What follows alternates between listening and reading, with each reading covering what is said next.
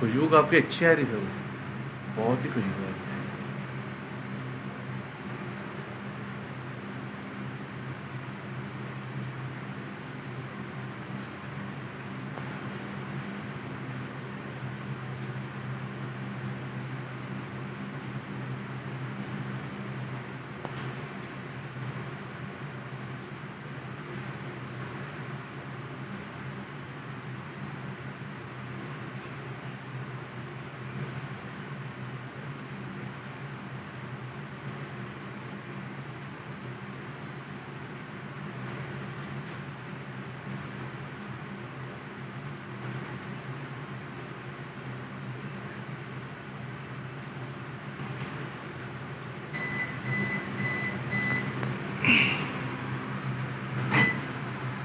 हो गया।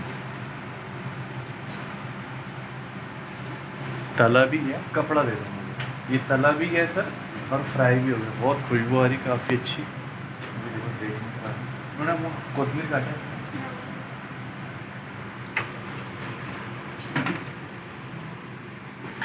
देखो सर,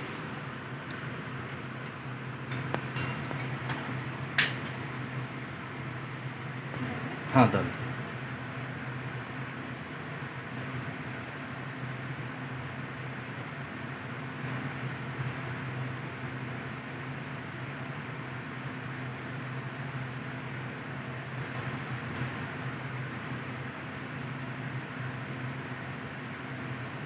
ये हमने सिर्फ ग्रिल में विद इन 10 मिनट में करे। ओके,